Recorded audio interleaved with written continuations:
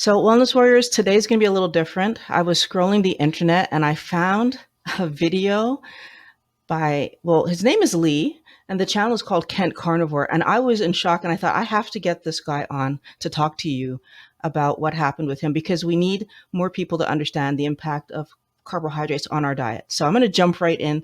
Lee, would you mind starting just by telling us your story? So I was always quite a healthy kid as far as I knew. That's how I felt as a child. Didn't have any real issues. I was eating pretty much everything, what I consider to be balanced and reasonably healthy. And there were some processed foods in the mix there, but I think like a lot of people in the West, we have a decent amount of colours on the plate, different food groups represented, and then we have a dessert here and there and things like that. But I didn't really run into any issues with my health until it was 2012 when I actually went to the doctor. So I did have, leading up until 2012, I had some minor symptoms of like diarrhea and just blood that I noticed, and I put it off because they came and went for a period of maybe 10 days, 12 days, and then they went. And so I was like, okay, well, maybe it's just a little glitch and I'll be all right. 2012 came along and it was obviously, something that I feel like, is going to be a consistent issue. I took myself down to the doctors and they ran some tests and basically came back with the diagnosis for ulcerative colitis. So it's an inflammatory bowel disease. It's similar to Crohn's, though it's only affecting exclusively the colon. Not really a lot of pain, certainly in the beginning, but I just had obviously certain issues with food at the time. I just had no idea. And I didn't get that information from the doctors. So they gave me the diagnosis. They talked about medications that they can prescribe, though it wasn't necessary at the time because it was quite mild. And actually, I went 2 years of flaring up, 2 to 3 times a year, mildly, I guess you could say, for a couple of weeks at a time until I was then on medication because it seemed to level up and get quite significantly worse. So 2014 came along, the doctors prescribed me these oral drugs which lowered the bowel frequency movements. When I would flare, it would just feel just a little bit more peaceful, I guess, and gave me a little bit more confidence, like, you can leave the house and the frequencies aren't so high and that kind of thing. But these weren't making me any better. They felt like they were addressing the problem, and I didn't understand drugs at the time. I didn't understand the way the system is and that it's clearly very flawed, because about 3 years later, I had actually gotten so severe that it moved from very low end and quite mild to the entire colon being riddled with ulcerative colitis. So I had a lot of ulcers and bleeding and just spots and patches in the colon that were really wearing away. The gut wall was wearing away and just very tender. And the frequency was getting higher and higher. The amount of times I flared and the amount of times that I'll go to the toilet and stuff like that, there was more blood and all of this kind of thing. So 2017 came along, and towards the end, actually, it was so severe. I was going to the toilet 30 times a day. I mean, I was used to going maybe 7, 8, 9, maybe 10 times on a bad day, but to go 30 times a day was just a completely different story. I was having to go up and down the stairs to go to the toilet. Very exhausting, and just felt like I was poisoned. And I actually thought it would pass. It's almost like I felt like I was supposed to rid whatever it was that I was, ridding. But it was relentless. There was no peace. There was no kind of relief at all. And I remember I realised I was in trouble. I got on the phone and I called my nan, actually, because I was living at home at the time and I didn't drive. And so my parents were away and they didn't understand what was going on with me. And so my nan was like, right, we'll take you in the morning, the very next day, to the hospital. And based on what they'd seen and what was on record, it's almost like they didn't believe how bad it really was. And so anyway, they put me on to intravenous drip with electrolytes and things like that to hydrate me. I was really, really depleted of electrolytes and nutrients.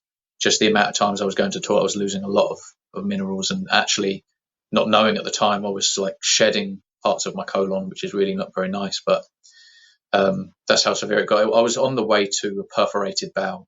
And so towards the end, they'd obviously assessed me, had a look, and thought, okay, wow, I don't think you're going to get out the hospital, without your colon. And so they trialled me on an immune suppressant drug because they class it as an autoimmune disease.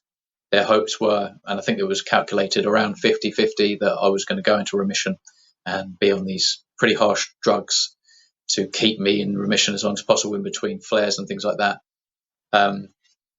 But But this drug didn't work. They kept me on it for longer than they should have as well. And yeah, they came in after the 4 or 5 days of taking this drug, and they said, sorry about it, but you're going to have to be admitted for emergency surgery in the morning. They introduced me to the whole concept of having a stoma. So that's when you have your colon removed. Basically, I had an ileostomy surgery, and so they remove the entire colon, and they just pull the ileum, which is what would connect pretty much going into the colon. So the ileum comes through the abdominal wall, and then you'd seal a bag over, and that's how you'd obviously go to the toilet from that point onwards. Some people have a reverse, and it was on the cards to potentially have a reverse based on how I feel if I was up for that. But they just brought a stoma nurse round to just introduce me to the whole concept. This is what you're going to be faced with, basically. So yeah, I mean, it was quite intense. It was quite overwhelming, but at the same time, I felt so like troubled and inflamed, and they were putting me on steroids as well the time I was in the hospital. The moment I came off the steroids, just straight back to like 20, 25 times going to the toilet. So I was really quite ready for anything. I was like, just do what you need to do. I don't want to deal with this anymore. And at the time, I just thought, yeah, I'm game. Just that's awesome, right? We'll do the surgery the next day. Obviously, the next thing I knew after having an epidural and stuff like that, woke up and my whole life had changed really. Obviously at the time you feel somewhat normal. You're in the hospital recovering. But it was when I came home, when I was independent with managing and cleaning, and even the company they set me up with to continue ordering bags, because I basically changed the bag like 2 times a day. When I got home, that's when depression really hit. And so it affected then my mental health. And I would kind of go in waves with my mental health and depression until I became so desperate I reached out for help. I went to the doctors again. They gave me this number where I called these people about basically figuring out how they're going to treat me, potentially therapy, obviously a course of probably psych meds of some sort, which again, at the time I didn't know how egregious those things can be when you start taking them. And yeah, anyway, these people that I called, we had a 45-minute conversation, and they never got back to me. So there was going to be a follow-up call. They never got back to me. And it was just by pure chance. At that point, I figured out that I was on my own. I watched this anecdote from Michaela Peterson on YouTube, and it just blew my mind. It was basically all about the carnivore diet and the lion diet really. With her, it was just nothing but red meat, and she cured her depression. She'd also cured all of her other ailments or autoimmune diseases, and so it was just like, wow, blew my mind. And I just thought, I've got nothing to lose. I told my partner Lucy that I was going to try this thing because I was pretty hopeless and desperate, and so jumped all in. And 3 weeks later, my depression went. I'd already gotten rid of multiple other problems. I had skin issues, I had acid reflux, and that's when I started to realise, because of the comments after creating a YouTube channel talking about all this kind of stuff, I was getting these comments from people that had Crohn's and had colitis, so inflammatory bowel disease. And those people also, when they adopt a carnivore diet or a very strict ketogenic diet with sensible intake of carbohydrates, specific carbohydrates, they can get themselves in remission, off of drugs, and certainly avoid surgery. So it's just an interesting way about it that I've came to find the answer that would have prevented this whole thing. But there you go. It's never too late. I'm just in shock for a second here. So, what I'm understanding, so 2017, how old were you? I'm trying to figure out actually. So I was 28 when I lost my colon, and You're 28 when you lost I your was colon. 28 when I lost my colon. Yeah. So I think I probably started having symptoms when I was around 22. I think I got my diagnosis late, as I was about to turn 23, something like that. And then obviously I was starting to take medications perhaps around about 24, something like that. And then when I was 28, that's when my whole colon had to be taken out, because it was on its way to perforation. So it became an emergency situation, which is interesting because I was taking the drugs they prescribed. I was even taking the advice about food and nutrition. So What was the advice? unfortunately, their advice, you wouldn't believe what one doctor said. I mean, the first time I saw a doctor, what he said was, if you think it's bowel cancer, you can forget it. His attitude was kind of not that great. I saw another doctor he said to drink a beer of a night. He actually encouraged that I drink a beer of a night What was it supposed to do? to basically help to have a frequent, healthy bowel movement. I think he thought that the beer, the hops, the barley, I honestly don't know. It's crazy. It's crazy. I'm trying to even think because I've learned a lot now about nutrition, going on my own journey and taking my own health into my own hands, that I just don't understand why. First of all, you're not trained to even really talk about food. Little did I know at the time. But if you are going to talk about food, why would you advocate to drink a beer of a night? So that was one crazy thing. But the other doctors, because I had seen multiple doctors under the same practice, so often I would book an appointment. And so during a bad flare, which was nothing compared to the last flare I had, I would see a doctor and these would change. And so I probably saw about probably four doctors under one practice, which is very local to me.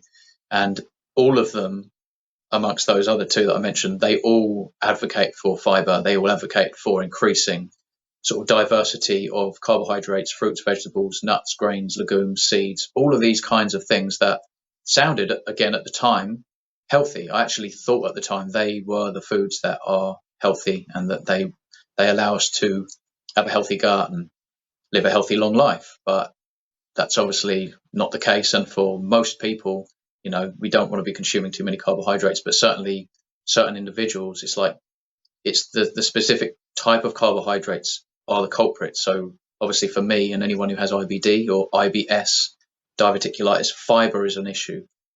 Whereas, say, if you had type 2 diabetes, you might want to stay away from the starchy veg and perhaps have the more fibrous veg, right? If they don't struggle with the gut. I mean, there are variables, but yeah, their advice was eat more fiber. And so for 3 years from when I started taking the medication, I was taking their prescribed drug that was supposed to help, and I was taking their advice, and I was eating a very colourful, broad spectrum of foods, all reasonably fibrous. And I would have some lean meats and lean fish and eggs occasionally, nowhere near the amount that I'm having now. I didn't have a lot of saturated fats. I didn't have a lot of animal fats in general, not even pork really. I mean, everything was super lean, and the fats were coming from olive oil, seed oils, avocados, walnuts, pine nuts, and then everything else was just like fiber and sugar and starch, pretty much with sugar. So yeah, it didn't do me any favors. I took taking their advice and following their guidance and their recommendations and their professional opinion that it didn't work. And so 3 years later, coming out of the hospital without a colon and winding up being depressed. You So mentioned that sometimes it can be reversed. Why yeah, was yours not able to be reversed? so 80% of people that have the surgery that I had have, I think it's 10 centimeters or more. So usually that 80% of people within that 80%, 10 centimeters is kind of low end, which is left that connects to the rectum. I only have 5 centimeters, if that, barely 5 centimeters. So it was really, and it all the way to the ileum. So I'm a little bit of a rare case in that it was so severe in the end, they had to take like pretty much everything that they could, leaving this tiny little bit, which allows you often, most of the time, if you had 15 centimeters at the lower end, they can reconnect an interior fake bowel. So it would act, it's basically a similar situation to what I'm in, except for it's on the inside. And then there's obviously muscular control towards the bottom end where you can, you know, hold it and then go to the toilet and things like that. I obviously don't have any muscular control now, so it works mostly on gravity. It will slow down if I lay down, and over night time, obviously, you're laying flat and your metabolism is slowing down. And there's the little bit of rest there. There's not too much output going on. The moment you wake up in the morning, it's like things will start to work a little more. And because it works on gravity. I can't hold. There's no muscular control, if you like. It's pretty much like my digestive tract is all the way down to the ileum, just normal. But the ileum, as it would enter the colon, which I don't have, that comes through my abdominal wall, and then the bag is fastened over the top of that, if you like. So it's interesting. That's what's given me also quite a unique perspective of how food breaks down, how food doesn't break down. And at the time, I had no idea. I mean, it's a funny subject to talk about, so I don't want to offend anyone. But obviously, when we go to the toilet, I think a lot of people are aware that there's certain things that we C in there, like peas and sweet corn, and it's quite a bit of a cliche, you know what I mean? That stuff doesn't really break down. If you swallow it, there it is. It's still intact.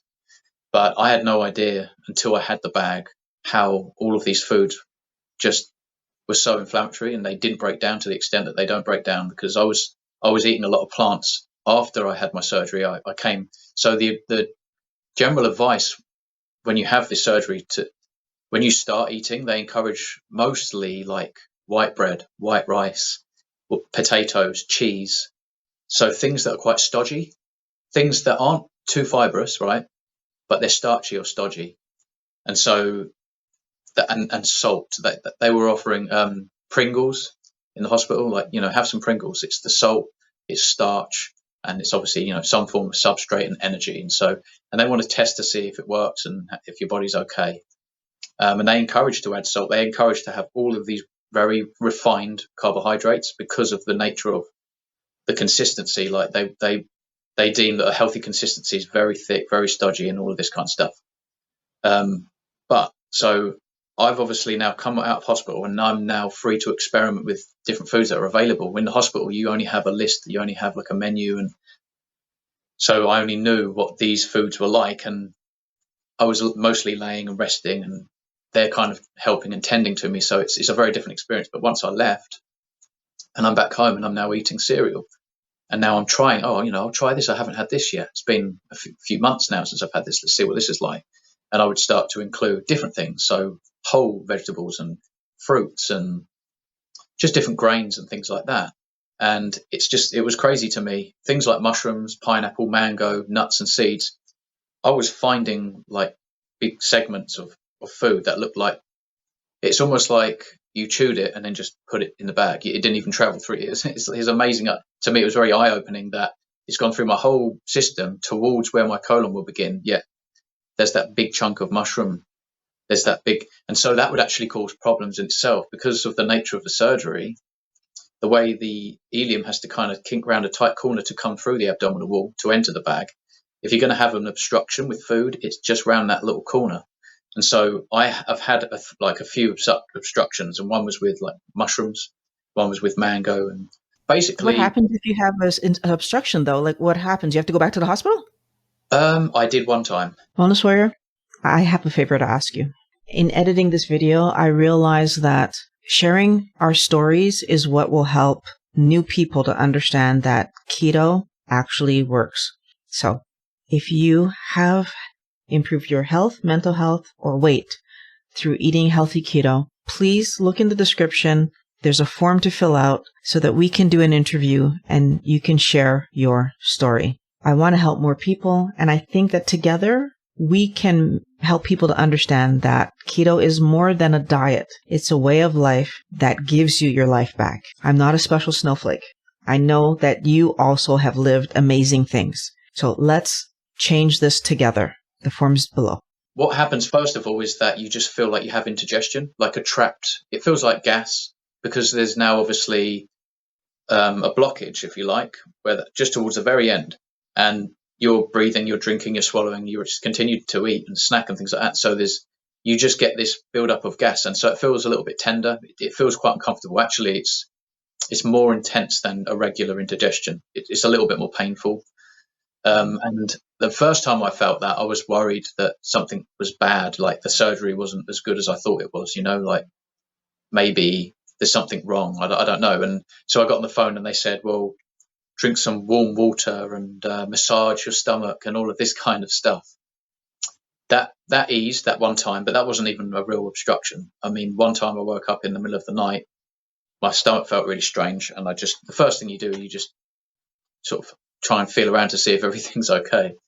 And it felt very different. I was quite confused and a little bit out of it because I was just basically coming out of a deep sleep. So I went to the bathroom, turned on the light, and I couldn't even really understand what was going on. My stomach looked like it had folded over itself, and that where the bag was, it was like gone underneath the skin. It was really strange, and I was like, oh my goodness, what's happened? Oh, it was so blocked. And this was from brown rice. That's what I ate. I had brown rice and broccoli with chicken, and I salted it quite liberally, but it was the brown rice, and it almost created like a cement paste, if you like. It was so like inflammatory, so stodgy. It was so thick, it just blocked. It stopped coming out. And so in the middle of the night, obviously, then nothing's coming out. And so it was like forcing my abdominal wall to kind of be like take another shape. Do you know what I mean? It was becoming a bit disformed, and that's what woke me up. It wasn't too painful, just felt very strange and uncomfortable. And I had to kind of pull my stomach up. It's very difficult to describe. I had to pull my stomach up to kind of then have the bag come back round. Like it was kind of like, I don't know if you can see it. It was like I had to kind of pull my stomach up, and there it is. And it was like back to normal. It was kind of like that. It's really weird. And then all of a sudden I was kind of pushing and then a release, if you like, it was that problematic. I went to the hospital because I was like, that obviously wasn't normal. It's a bit worrying. And yeah, they just basically said like maybe, to back off the salt a little bit. They blamed the salt?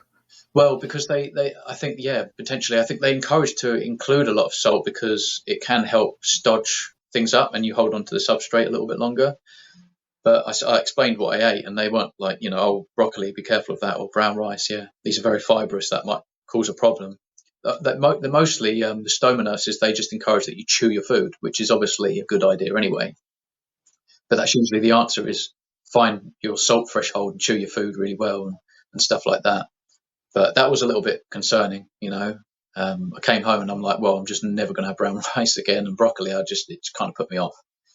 And so, yeah, I then dabbled with other things, and I had another obstruction with mushrooms. And so I was eating pizza, and I had a few beers, and so you're quite hungry and you're very relaxed, and so you're just chomping down these slices of pizza which had chunks of mushroom, and I probably just didn't chew the mushroom very well. Probably just had like a whole slice just go straight down, and it just doesn't change. It doesn't break down whatsoever. So, and they're not necessarily like fibrous like other plants. I don't know what you call them. They're quite a strange variety of the plant world, aren't they? Really, the way they are, the consistency, quite rubbery and stuff like that. But again, the stomach acid doesn't break that down whatsoever. It goes all the way through the digestive tract, and obviously that caused an issue. And I pretty much, again, no offense to anyone, but I had to push above the stoma to have it come out, to force it out, to like be relieved of this again, the intense indigestion, the trapped gas and wind, and obviously this obstruction that once again came from plants that just don't break down. It sounds like over time you're learning more and more about foods that interfere with your ability to just have everything processed properly and pass through. Yeah, yeah. I mean, up until I went carnivore, that was kind of it. It was like I knew that mushrooms were an issue, pineapple and mango, things like that, nuts and seeds.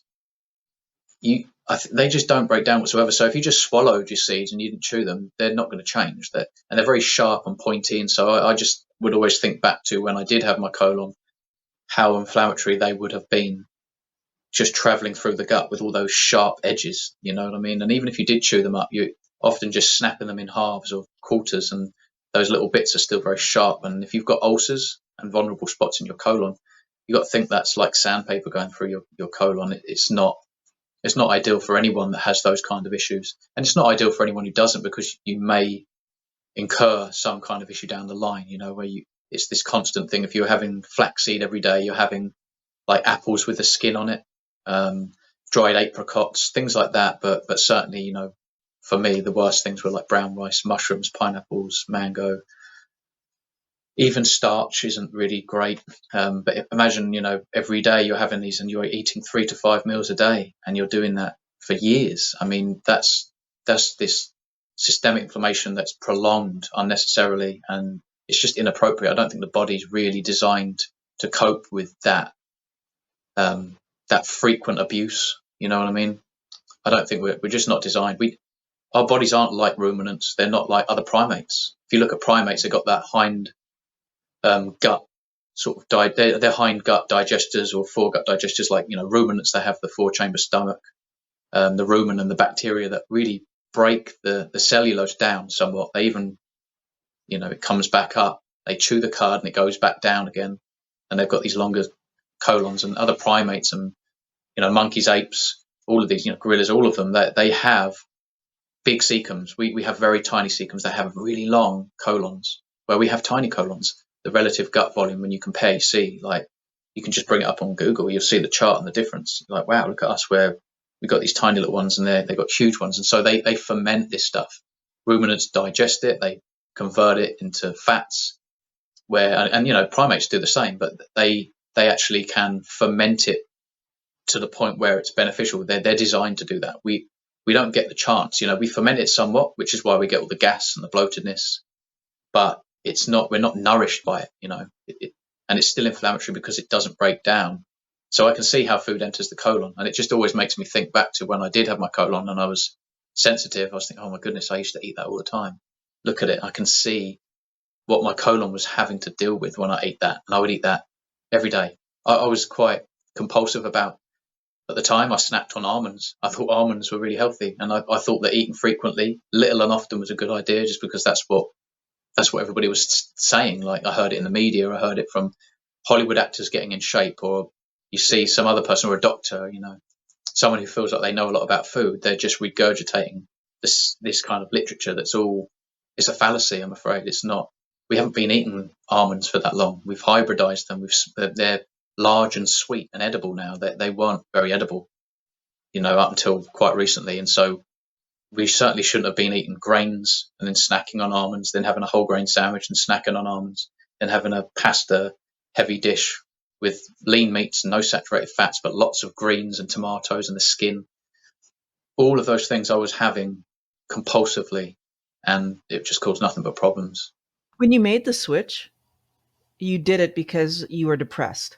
Yeah, yeah. And I have two kind of questions, because first of all, when you left the hospital, you were obviously happy to not have to deal with the constant bathrooming, Yes. but there was no prediction from them or encouragement from the hospital for you to seek a psychologist? No. It's funny. I mean, when they gave me the news, I was only ever dealing with one nurse at a time, but when they gave me the news, the main doctor came in that I'd only seen once, who did my sigmoid endoscopy, which, the camera to investigate and things like that.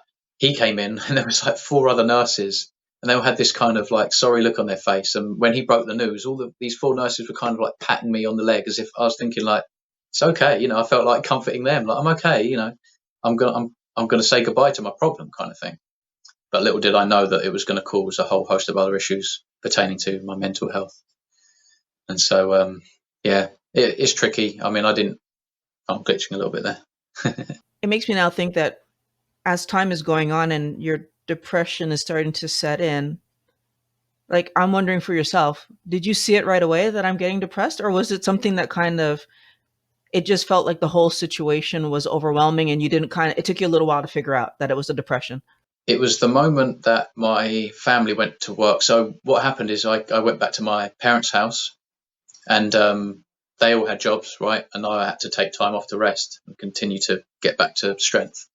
Well, that very next day, when they all left the house and I was there on my own, instantly I didn't feel quite right. So I wasn't in a deep depression overnight, but life changed for me. I I instantly realized that very next morning, and no one was there, that I wasn't that strong, that I wasn't like I was.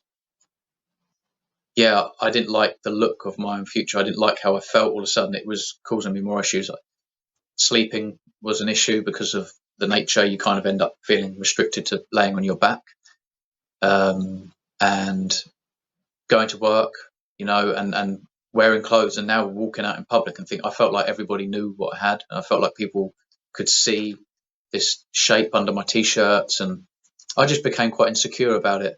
Honestly, I didn't like the physicality, and I'd always kind of seeked comfort quite a lot, and I was quite, I still do it, but I have like twitches that I do occasionally. I don't know. I struggle to feel comfortable and relax, and so I have been quite highly strung. And all of a sudden, I don't know. It was like I just got really insecure. I was twitching more. I was very pensive, over analyzing everything, and just kind of. I think I was probably victimizing myself somewhat.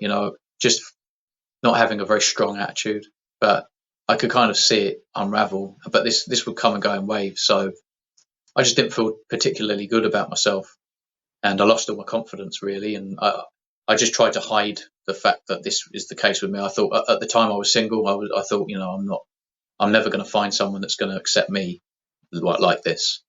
And so everything was pretty doom and gloom. It was quite a grim outlook, and that's yeah, it's really tricky because when you find yourself in that situation, you don't want to feel like that, but you can only really think about yourself, and that kind of just feeds the depression, and so the waves became more intense.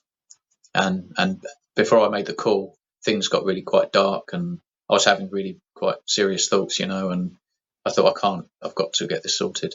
So that's when I made the call and tried to get the ball rolling before I stumbled across the anecdote. Obviously, that inspired me. So when you made the call and you said the first set of people didn't get back to you, but finally you found some people to work with.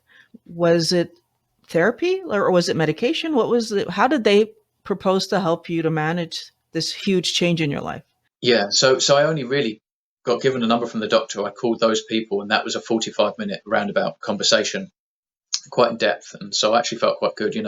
They were basically just asking me very personal questions, which was actually quite, I don't know, it was just quite comforting, honestly, because you felt like, okay, these people are really trying to help me. But during that conversation, they were saying, like, we're basically asking you all of this because we want to figure out how to personally treat you as an individual. So they did bring up therapy as obviously one option, along with certain drugs, but that was then dependent on the next call, and that call never came. So I think I realised that I was pretty much signing up for a course of medication or therapy. And the funny thing about the therapy thing is where I became so like introspective. I overanalyzed everything. I know myself very, very well, even because of going through such dark times. I know my strengths. I know my weaknesses. I know myself very, very well. That the idea of therapy was kind of like pointless, because how can you can't tell me anything about me that I haven't already investigated myself. Like I've for endlessly, relentlessly investigating myself, just living my life in my head constantly. It was suffocating, honestly. But so the idea of therapy was kind of almost not insulting, but you know what I mean. I didn't think like there was a lot of hope there, and so then it was like, well, am I relying on a course of drugs? And then drugs don't cure anything. It's something that may suppress your symptoms, but then it's not sustainable. And I was coming to that idea even then. I was, you know, how am I really going to go about this in a healthy way? And then all of a sudden, that's when I did come across that anecdote, and I just had nothing to lose. It was almost like a sign, not that I believe in that really, but it was an opportunity for sure, and I took it, and I've not looked back. It started as a 30-day challenge, and I've not broken, not since, not on purpose anyway. You see this video from Michaela Peterson. She's talking about how her life has changed, and you started for the depression piece of the puzzle. Yeah, that's the only thing I really wanted to address, because even the physicality, like my disease, I don't have that disease anymore. Obviously, I have what I felt like a strange body now. The pain was just torment, mental torment, just the anguish coming from my mental capacity and how I was suppressing myself almost. I just wanted that gone. I wanted to lift that. And so that was all I wanted to rid, really, is the depression. So before we move forward, I want to just make sure I'm clear on this because maybe I'm just wondering. So we have the stoma, and so we're not bathrooming like 30 times. You said It's at not, one point, no, 30 no, no, times a no, day. no. But it's not ideal. So a lot of people actually don't know this. So I have my rectum, and I have 5 centimeters of stump, which is totally redundant. I picture it like it's sealed off like a balloon end inside, right? And then I have my stoma on my bag. So what happens is I empty the bag about 3 to 4 times a day, right? It's only because I don't like the bag to get all the way full. I think that's weird. I don't know why anyone would feel comfortable doing that. So I empty kind of in quarters and thirds, but I empty that 4 times a day. So that's not ideal. And on top of that, I sit on the toilet twice a day to bleed. Still to this day, for the last nearly 7 years, I've had to change my bag twice a day, empty 3 or 4 times a day, and sit on the toilet twice a day. That is my life. You're saying that you still have bleeding happening out the rectum. Even though it's only 5 centimeters, yes. And so nothing passes through there. It's totally redundant. But there's obviously an affected, even within that 5 centimeters, there is still an affected area, which is why I have no option for reverse. Not only is it so small, but it's actually still problematic. So to reconnect that to anything is a mistake. So I can't have a transplant, I can't have a reverse, but it does need to be removed. And actually, I am waiting on dates for that to happen. It could be any day, but I've been waiting for the last 10 months roughly. The doctor at the time, 10 months roughly ago that I saw, he broke the news to me. We can't just, it's not a keyhole. Because it's so small, he said it was like a bit of floss. If it's too small, you can't, you lose it. So you want a longer bit. So he was like, we actually need to open you up at the front again and put stents in to raise your kidneys and bladder, and also go at the back to remove just this silly little 5 centimeters in the rectum, which they left there. And he was like, I bet you're wondering why we didn't remove that in one go. And I was sort of thinking, well, yeah, but they all thought that there was a potential option for reverse, even with that 5 centimeters, but it has bled, every day for the last nearly 7 years. And the issue that pertains to that is that if that's not sustainable, because obviously if I just left that, there is a very good chance that over a number of years, there will be mutation of cells and potential cancer production. So I obviously want to avoid that. So hence the surgery. So the ostomy bag and the stoma is a permanent situation. I'm yet to be finalised with the back end, but that will take place. But it's going to be quite a long recovery. So I mean, I'm going to have to take 3 months out of work just to recover. Hopefully, not so long as that, really. I'm very interested to see how my recovery goes on the carnivore diet, because I'm planning on eating 36 eggs a day during that recovery in hospital. Like as soon as I can eat, maybe have a few eggs, raw eggs, and some maybe like liver and stuff like that. Very nutrient dense foods. And then when I feel like I'm ready to really eat, I'm going to try 36 eggs a day, just because the people that in the past, like burn victims, it stimulates growth and recovery. It's almost like a steroid cycle, but it's very, very nutrient dense. You've got all your fatty acids, your amino acids, and all the micronutrients. It's a very balanced form of nutrition, and so that's my goal. And I'm interested to, even as an experiment, to see how that goes, how my recovery goes. But obviously, that was, it hit me pretty hard actually. For about a day, I wasn't depressed, but for about a day, I was like, I can't believe I have to go through all of this again. I thought I was done with that. But hey ho, I have to face that at some point. It is my fate, and that's okay. I've made my peace with it. And I'm just trying to understand, how far after the operation did you find out that information? So about 6.5 years. Yeah. So in my Six and head, a half years later? yeah. So obviously it was nearly 7 years ago that I lost my colon, but it was about 10 months ago, roughly, that I found out this news. So say about 6.5 years after the surgery, something like that. I've been And doing how long have you carnivore been doing carnivore? for nearly 16 months, so it could be 16 months now. So I was feeling really robust, when I did get the news. It almost hit me because I felt like I was doing so well. I felt so healthy at the time as well, and I still do. But that news was kind of like, oh man, I didn't need.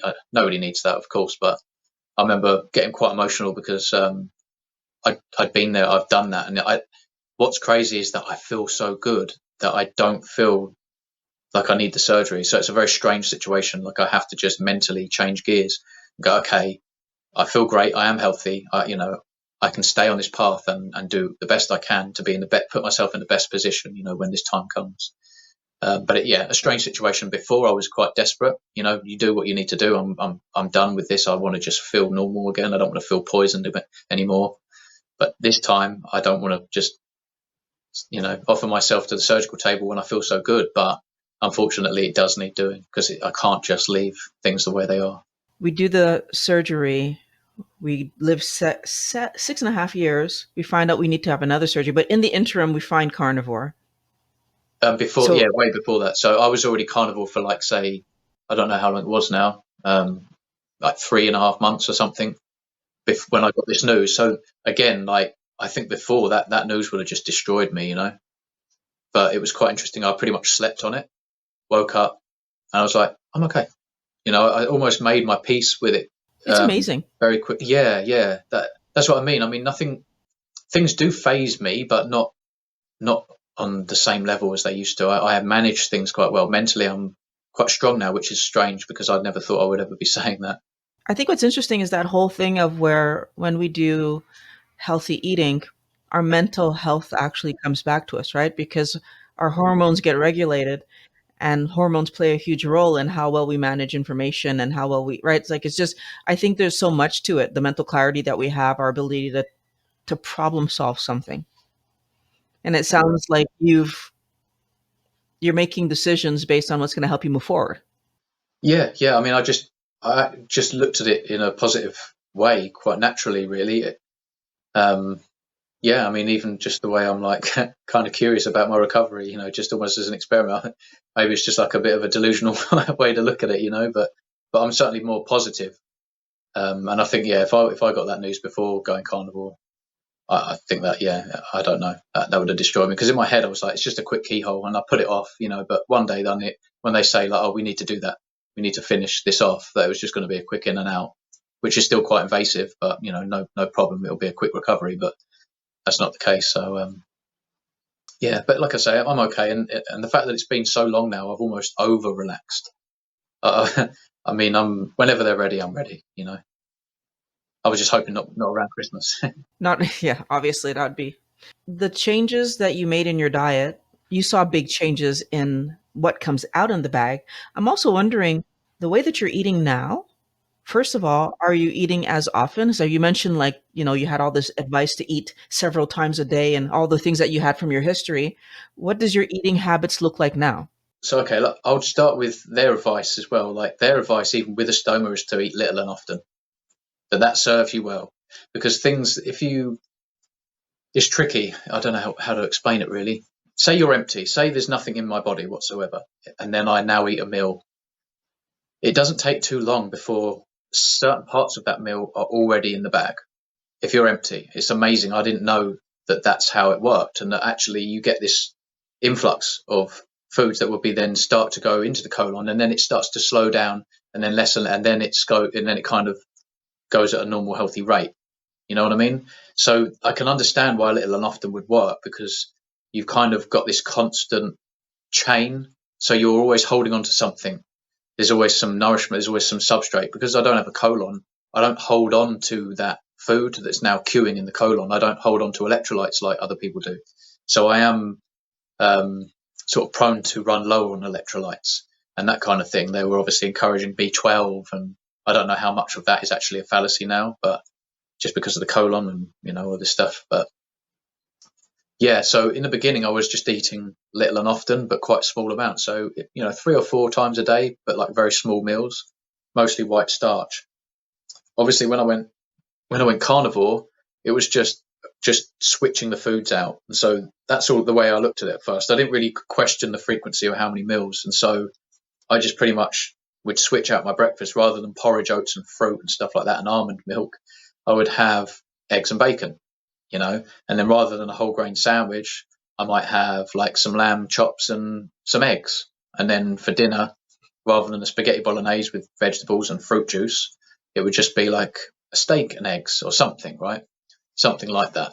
So then I started to learn more and more about frequency of food and how actually we shouldn't eat all the time. You don't want to be eating protein all the time, because that will obviously induce some level of a blood sugar spike, and then it's actually more advantageous perhaps to focus on getting the majority of your protein all in one go, one time a day. Break your fast with fats, or have like a very high fat, low protein, very small meal, and then have a decent sized meal where you just get the bulky protein. Or if you can, even more preferably, for health, try and aim towards one meal a day. For me, in the beginning, that was quite difficult. So I played around with one meal a day, and I even played around with fasting, right, which you obviously do when you're doing one meal a day. What I found is that I would flush myself out, because, again, I don't have that colon, which is just, I realize now, is really quite convenient to have, not just because it's healthy and it's there for a reason, but it's convenient that your food is through your stomach acid into your small intestine. You've absorbed the nutrients from that meal. Now it sits and queues in the colon, and you stay hydrated.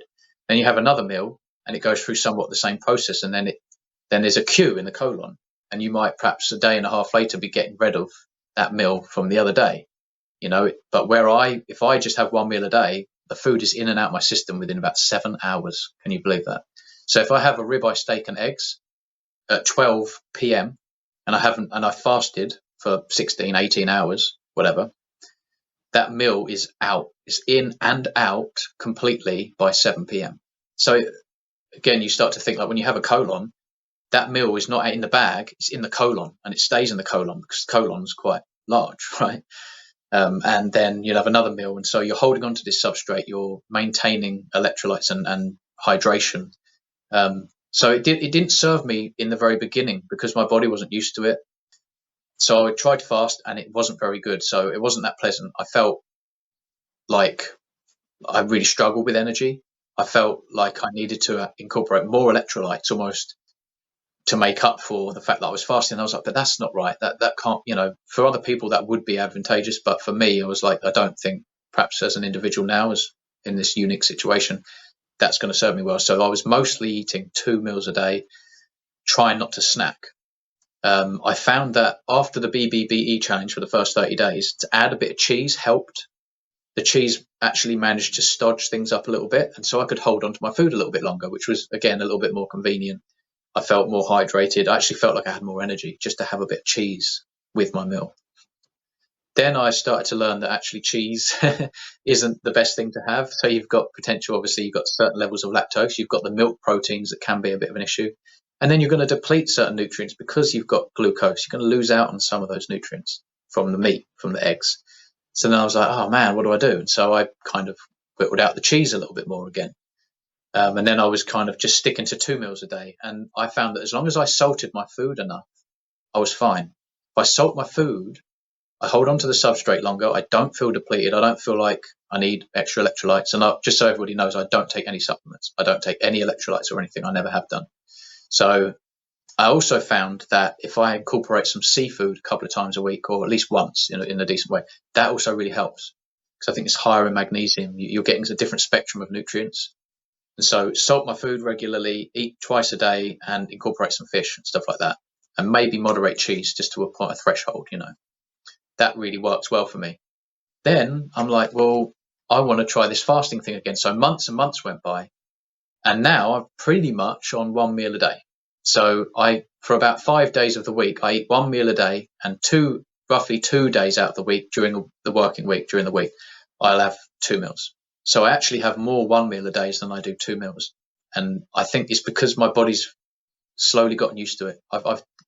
It's a trial and error type of scenario, but I salt my food quite liberally. I also put salt in my water, not much. In the first thing in the morning, I put a little bit of salt on my tongue, goes to the membranes, and then I drink some water. And then I'll just go to work and then come back and have one blowout meal. Again, salt it liberally. I will get a little bit of a phase where I flush myself out a little bit, but basically you're kind of like shedding, I guess you could say it's like bile and just the natural lubrication and properties in the digestive tract, right? Because it's like it's empty, and so that kind of comes out, and then it will slow down, and then I'm fine. And I mean, it sounds like a really strange process, but I've figured it out. I mean, I can do between 1 and 2 meals a day depending on how I feel. If I am really hungry, I will eat. So maybe 2 meals a day, but I salt liberally. Seafood helps, and that's it now. So in terms of the bag, I used to have obstructions. I used to have a lot of air that fill up in the bag from the fermenting of the fiber and this kind of stuff, and just different sugars like raffinose and stuff like that. They would create gas. And then you find all this plant matter in the bag. Well, on meat, and I've always thought it was the other way around, but I eat, red meat every day. I've not had one obstruction. The consistency is like completely broken down, so it's just quite liquidy, honestly. I don't feel any kind of digestion issues like that. I don't even feel the process, so I just eat my food and I get on with the rest of my day. Sure, I have to empty occasionally, but I'm not even aware of what is going on. It's very easy on the system, where before I would feel gripes, pains, movement. My abdominal wall would actually react, and the muscles would contract, and that where sometimes with the food, because it was so inflammatory and not broken down. Where I don't get any of that anymore. It's very easy. If anyone has a bag, it's definitely the way to go.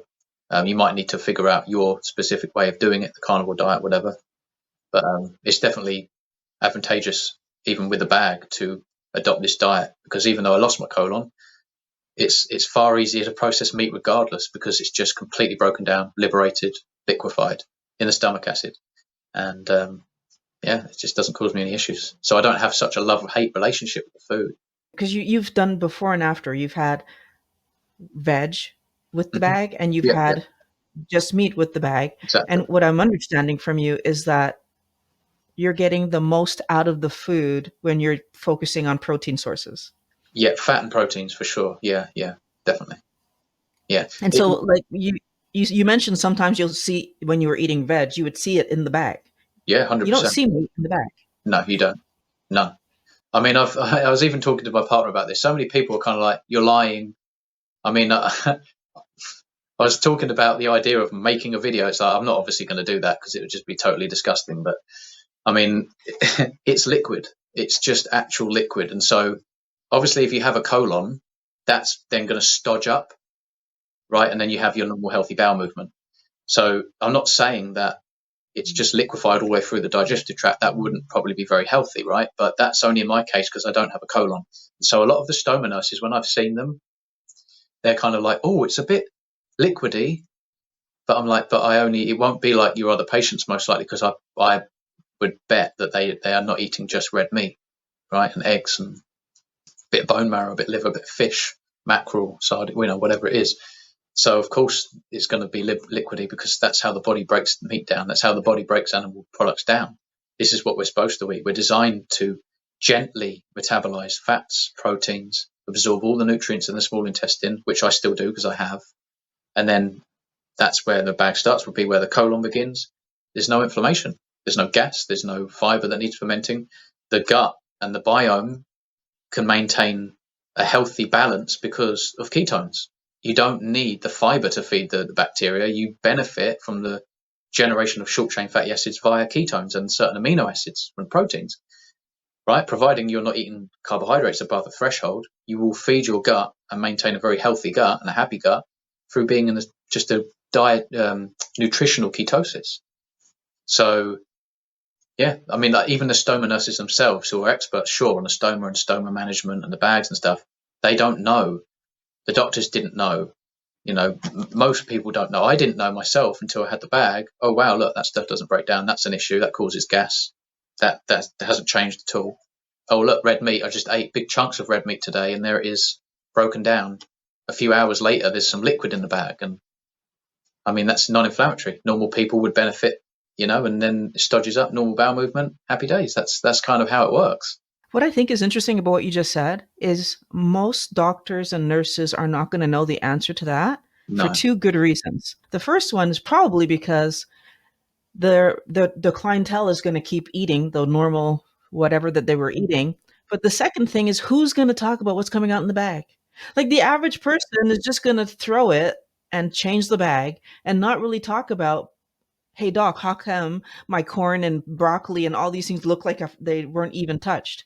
Like most people don't realize that the stomach passes carbohydrates through faster than like protein sources. Like, and most people don't even know that that's a function of the stomach to help us, right? And I think what you're saying is pretty much bang on, proving that that's what's happening because you saw it in your bag. Yeah, yeah. I mean, this isn't based on a study. This isn't based on just a couple of anecdotes from other people, or a paper, or a lesson from someone, high status authority. No, this is reality. I can see it with my own eyes, so I can see how red meat is non-inflammatory, how it's completely broken down. I feel really, really good, and so I'm obviously nourished, right? I'm nourished. I'm not inflamed. I'm happy, and it's easy on the system. What I love about talking to you is that I remember reading that in the science journal at one point that the stomach passes carbs through faster.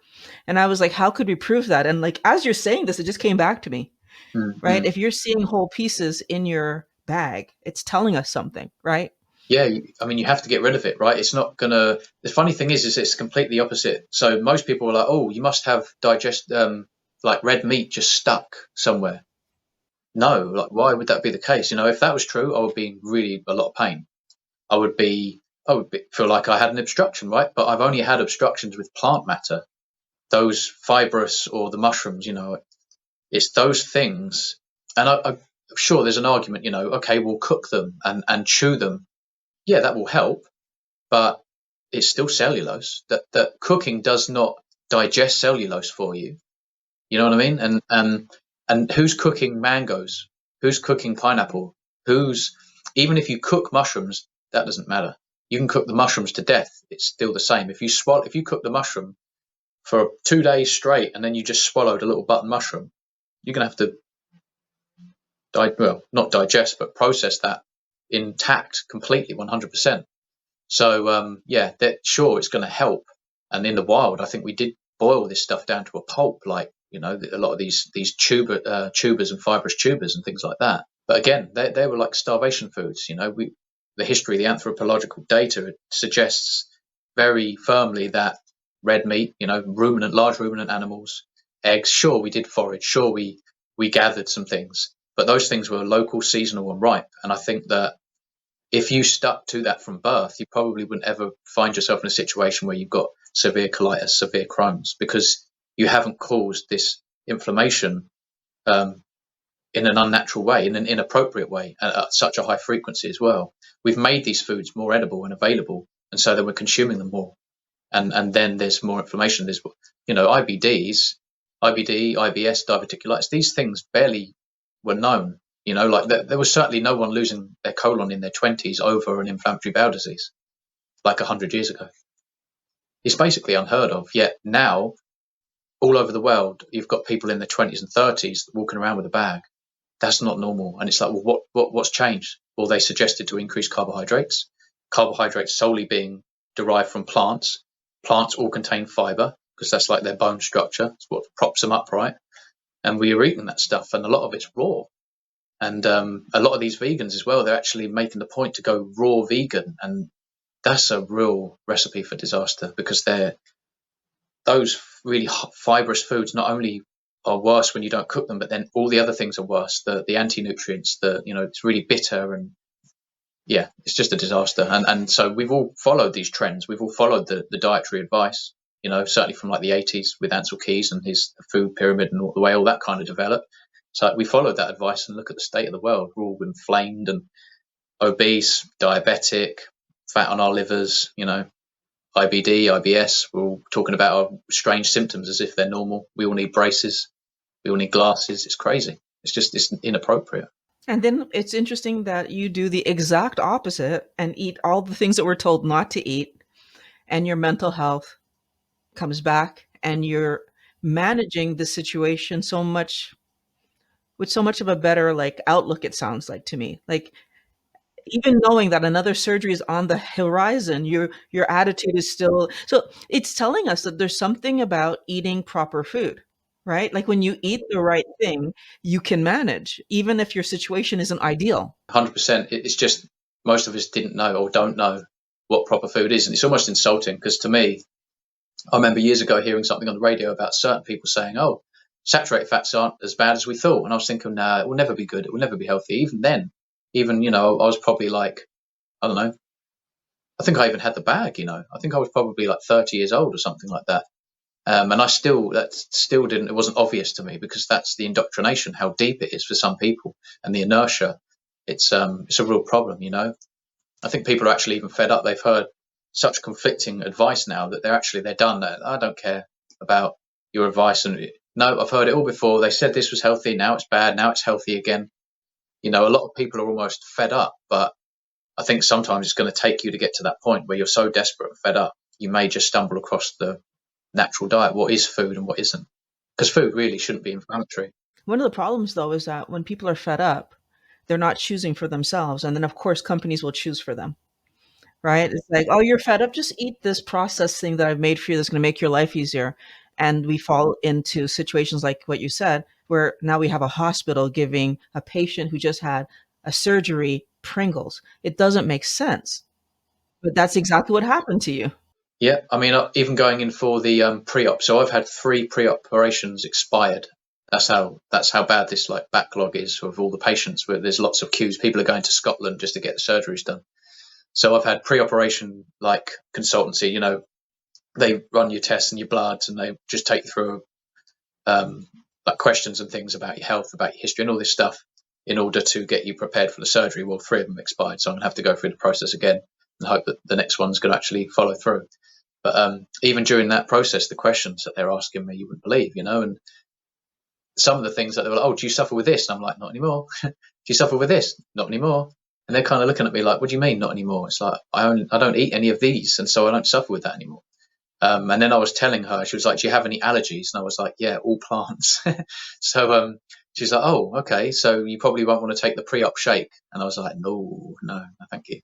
The pre-op shake is just like pasteurized milk with loads of sugar and flavors and fortified vitamins, which are barely bioavailable. A lot of them probably come from the wrong sources. Absolutely crazy. And you can choose your flavor, or the chocolate or the vanilla one. And that's what you take before they put you on the table and put you in that vulnerable situation. You're going to drink that, and It's that's like the worst crazy, thing for your body. right? So, and that's the system is designed. It's like protocol, like, oh, this next step before the surgery, you take your shake, and then you come down with us, and then we take care of the rest. It's like, wow, no, I'd rather just fast. Why would I need that? I'm just going to obviously like nutrify myself, eat a lot of really healthy food, right up to the point where they say don't eat, and then that's it. Then just, I'll be on obviously intravenous electrolytes, and obviously whatever they need to do while I'm under, I have to accept that that's just the way it is.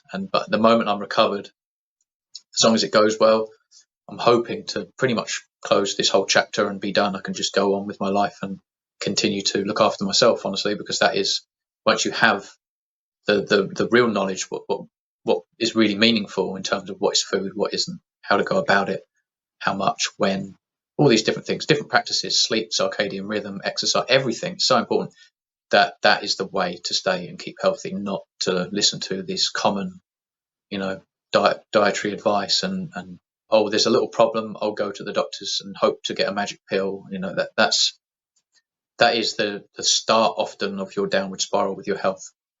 These people start going to the doctors, then they're there every couple of weeks and they don't ever stop going because the thing that they're taking isn't making them better. And then they come back with more to counteract the drugs problems that they incur as a side effect, and it just gets worse and worse and worse. So we end up sort of dying for 35 years rather than living. That's horrible. I just want to ask you a question. You said earlier, like she was asking you, do you have this thought? Were there other things that the food was causing?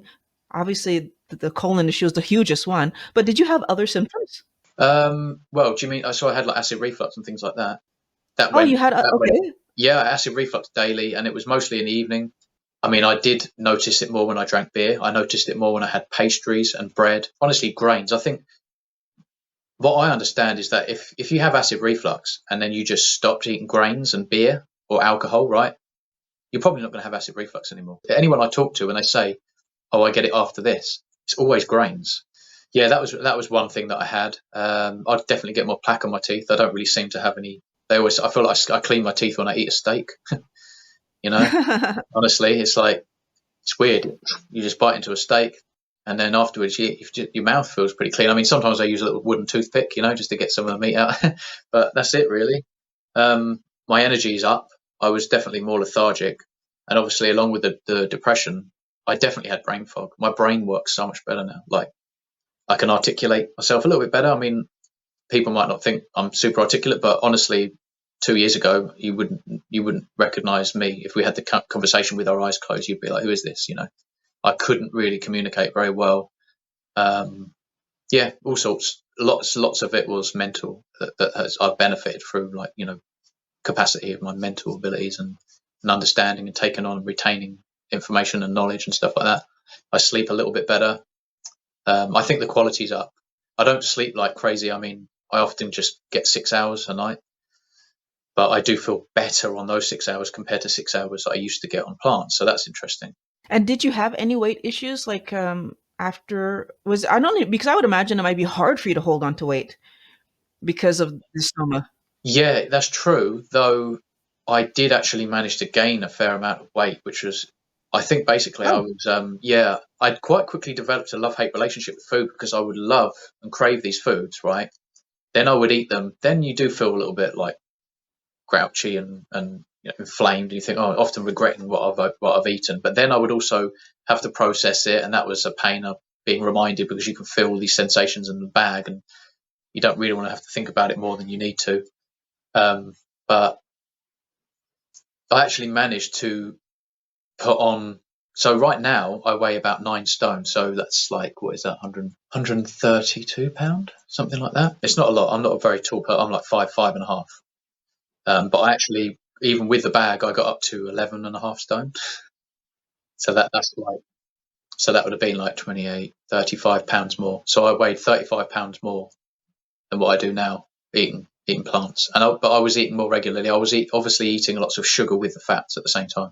So my understanding there is that we've got this Randall cycle that's always somewhat activated, but then when you eat um, a copious amount of both fats and carbohydrates at the same time, quite frequently, you activate the Randall cycle more. You start to store fat, and that's how that kind of works. So yeah, I did manage to put on a reasonable amount of weight, and that doesn't help. That doesn't help either. I know someone that's actually waiting for a reverse, but they won't do it until that person gets down their weight. So yeah, I actually have heard of a lot of people that have put on a lot of weight even with the bag, which is interesting because at first it seemed really quite hard work. Even if you wanted to, it was quite hard work to gain weight. But I think if you start to consistently eat the wrong foods, you just develop metabolic dysfunction, regardless of having a colon or not. You then start to store fat, um, just like anyone would when you eat both carbohydrates and fats. You at the end of the day, you're over secreting your insulin, you're messing your liver up, and people call it insulin resistance, but it's basically just metabolic dysfunction that pertains to over secretion of insulin and fats and carbs coming in at the same time and go through this Randall cycle that's activated further at a higher degree, and all of a sudden you've got all these problems. I mean, I know someone else who's got a bag and she's actually quite large. She's got type 2 diabetes. She's got fat on her liver. All sorts of issues. Yeah. So, and I feel, it's really difficult because you want to try and help these people, but it's a combination of almost coming across like a bit insulting, and I don't know. It's not really I can't just force things on people. You know what I mean? There's so many people that I see in my life, not just in my situation. So many different situations. You're like, that's easy to fix, but you're not going to take it from me. I think one of the hard things, and as I'm sitting here thinking about it, before the bag, when I eat, there's that fear of like, I know I'm going to eat and then I'm going to be in the bathroom like how many times. Maybe I'm also a little bit more worried about eating Right? compared to after the bag. Well, I don't have that issue anymore. I mean, I still have to change the bag, but it's less aggressive. I don't know if Yeah. that helps you to eat more. Yeah. Do you think? Yeah. It's definitely, yeah, 100%. It's just, it's like soothing. It's just the same way as I would explain it about, the brain. It's therapeutic for the brain. It's healing. It's very, and so again, like, I don't really hold back. I actually really, really love my food now. And it's strange because I never thought that I would love just, the same kind of food. I don't eat many foods, right? I probably eat like 5 foods or something, but I love them, and you can mix it up, you can vary it, and the flavors, the way you cook things like that. But yeah, but I mean, my relationship with food before was clearly not just a love thing. It was, oh, I really thought I did love my food, but it was more like I was just severely dependent on these foods coming in so frequently because I had this craving all the time. And I think that's many people's problem, really. In many cases, it's like you think you can't give up that because it's joy, but that's not joy. You spent half your day craving it and thinking about it. You couldn't get on with your life. Hours and hours went by and you just enjoyed a few minutes. Like that's not health. That's not balance. That's not real pure joy. You were miserable for most of the day and you just enjoyed a little highlight of a few minutes, and then you were inflamed, and then you kind of, after your takeaway, after you, I don't know, whatever. Some people get away with it, obviously, a lot longer than others. Some people don't feel like they do have many problems. But then there are some people that I know that have adopted a carnivore diet without many problems, stayed on track for about 6 to 8 weeks, gone back to standard Western diet, and then thought, oh my goodness, I'm inflamed. So you just get used to this unpleasant feeling that just feels normal, but you are actually inflamed. You just didn't know it. Exactly. Yeah. Kind of like Well, fructose. sorry. Kind of like fructose, the way it's like sneaky. You don't realize that fructose is such an issue. It goes under the radar, doesn't it? It kind of damages There's you. no. Yeah, you can't feel the damage being done and the glycation being done through fructose. You think, oh, I'm not having glucose, but you kind of are. It's sugar and it glycates and it's metabolized as such, and in certain situations, and advanced glycation. One of the things I find frustrating is that most people are not aware that when you eat fruit, it has fructose, glucose, and sucrose all in the same thing. Like you're not just getting one or the other, you're getting all three in all three forms. And I feel like it's hard for people to just pause and understand that every piece of vegetation has fructose in it. Yeah, and those molecules are no different from table sugar. Why would the body go, oh, but it's from a fruit? Like, yeah, but it's glucose or it's fructose. Like, it's just a molecule. And so that molecule is bad, whether it comes from a so-called healthy plant, which has been hybridized and is brand new and extra colorful and extra sweet, or just the processed table sugar. But that is the same thing. Its job is the same. I mean, arguably, when there's fiber present, you carry the fructose away from the liver, but then fiber's going to block nutrients, going to cause inflammation. It's when you realize you don't, these benefits that they say are coming from fiber, or the benefits are coming from a pineapple, or benefits coming from leafy greens, they're not exclusive to those things. When you take them out and you go into ketosis on a high quality, fatty red meat, eggs, fish, butter, you get all those same benefits without the inflammation. It's funny, you get to a certain point, you're like, it all makes sense, because I don't know where we went wrong. I don't know whether it was just a few lies, there's some confirmation bias, or whether I know it's a broken system. I know that the system's designed that way now so that, these sugar companies make their money, the pharmaceuticals make their money, the healthcare system and all this stuff, when it's not healthcare, it's disease management. It's kind of like this, but we're born into this. Like, honestly, it's like the Matrix. You think reality, you think the way it is just normal and okay, but you're unplugged and you can't unsee it. It's like, oh my goodness, you see the rest of the world, like everyone else is still plugged in, and you try and unplug people from time to time, but most people, they're hopeless. They're helping the system because they kind of don't want to know, and so it's amazing. It's genuinely like the Matrix.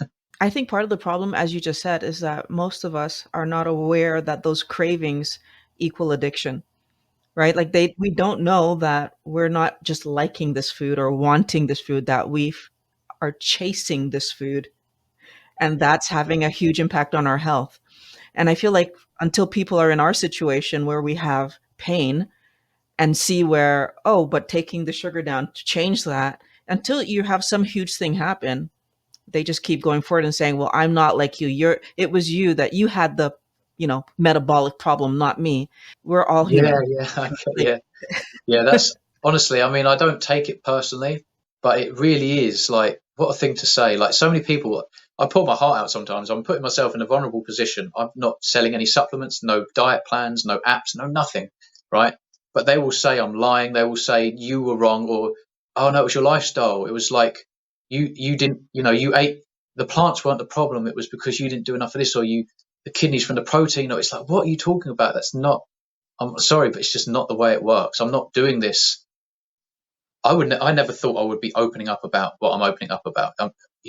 Certainly from what I feel like my previous life and how I was as a person. I'm not doing this for any other reason than I feel like I know the truth. I feel like I've understood enough about nutrition and health and metabolism and human and the anatomy and our history and all of this stuff, that I would want to just go around and unplug people. I want to share this information with people, hopefully, that are open-minded enough so that maybe one day they'll adopt it, try it, and go, oh wow, I don't need to deal with that anymore. That wasn't normal. It's not normal that, oh, it's just getting old. It's like, no, your bones need the minerals and you're not getting them, and so that's why that happens. It's not because you're getting old, or, oh, my kidneys braces. Oh yeah, because he's not developed, because they weren't eating enough of this fat and that. You know what I mean? It is crazy, but it's a fight worth fighting, as they say. well, I feel like I could talk to you all day. We have so much common ideas. Right. Where can people find you, so that Yeah. they can, you can hear more of your story and you can help them out more? Because I think we need to keep doing that. So unfortunately, I did delete all my social media as I was sort of going through what I was going through with the mental health and stuff. But I did create my YouTube channel as I felt so good after the transformation. So I'm pretty much just on YouTube. So just here at the bottom at Kent Carnivore, I have some videos about just my journey. I also make little documentaries where I compile what I feel like are really reliable authorities, easy, bite-sized, digestible videos that hopefully just deliver a lot of information. I've got an email on the YouTube linked on the About Me section and stuff like that. So yeah, feel free to reach out to me and comment and ask me questions or whatever. Well, that's perfect. I hope people do reach out, talk to Lee, because this is an amazing story. And for everybody who wants to start keto, you can click on the link right there. I have a playlist to get you started. So thanks for joining. I'll talk to you next week.